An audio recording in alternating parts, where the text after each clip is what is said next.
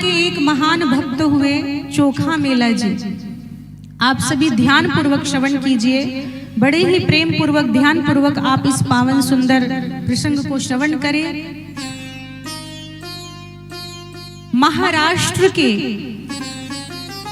एक महान भक्त हुए श्री चोखा मेला जी। ये भगवान विठ्ठल भक्त थे और नामदेव जी का नाम कौन नहीं जानता, सबने नाम सुना होगा नामदेव जी का।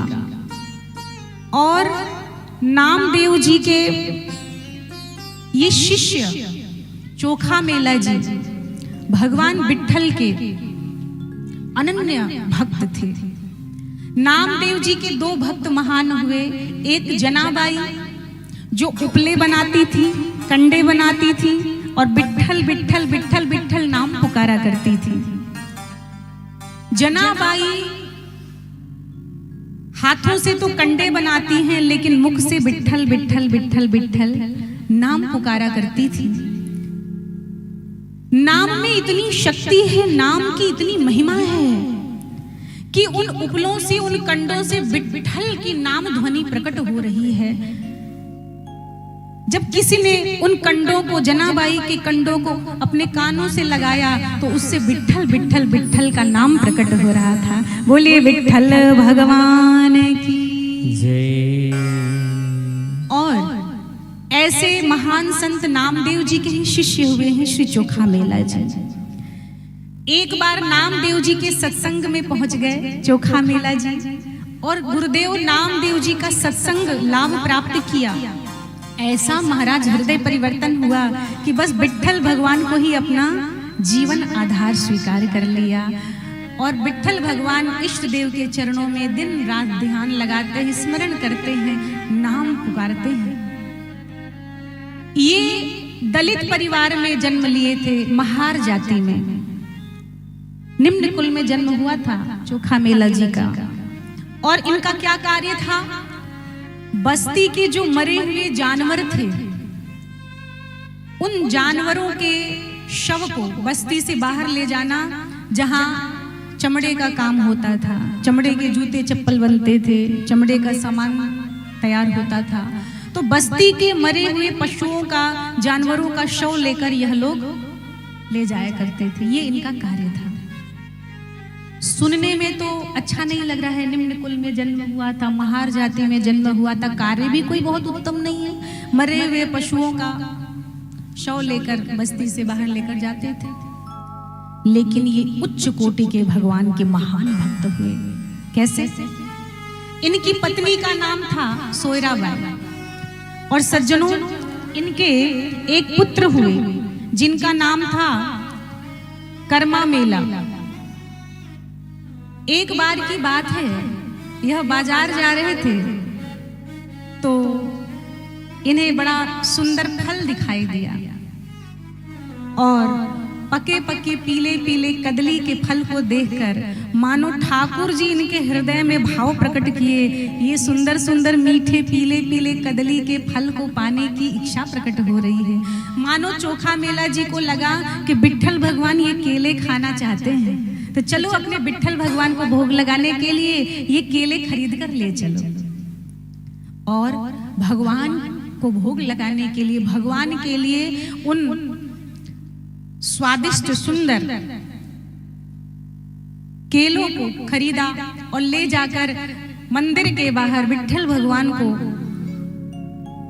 सीढ़ियों पर खड़े होकर ही पुकारने लगे, हे मेरे विठ्ठल भगवान आइए, कदली फलों का भोग स्वीकार कीजिए, भोग लगाइए प्रभु।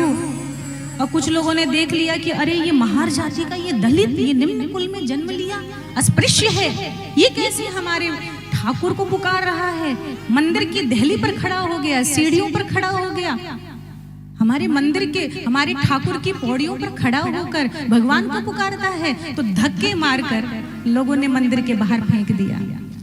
आंखों से आंसू छलक पड़ा और चोखा मेला जी का हृदय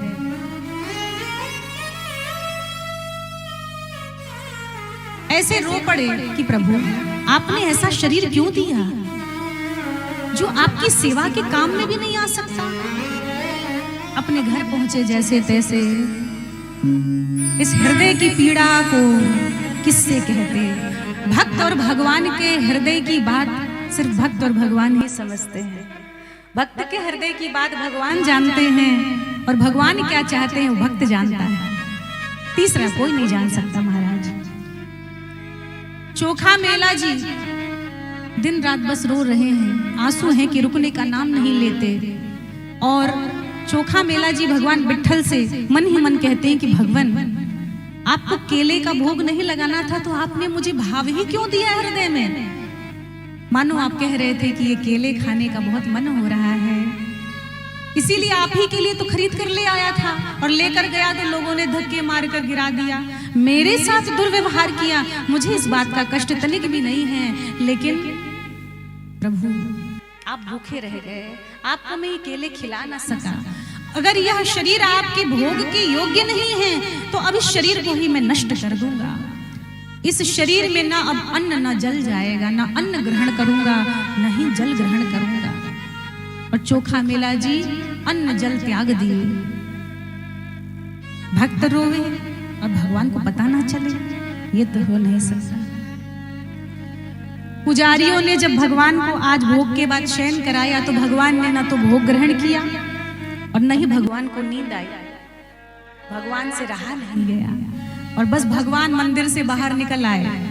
और भगवान मंदिर से बाहर निकल कर आए और आकर दरवाजा खटखटा रहे हैं, चोखा मेला जी द्वार खोलो। आज एक भक्त के द्वार पर भगवान स्वयं चलकर आए।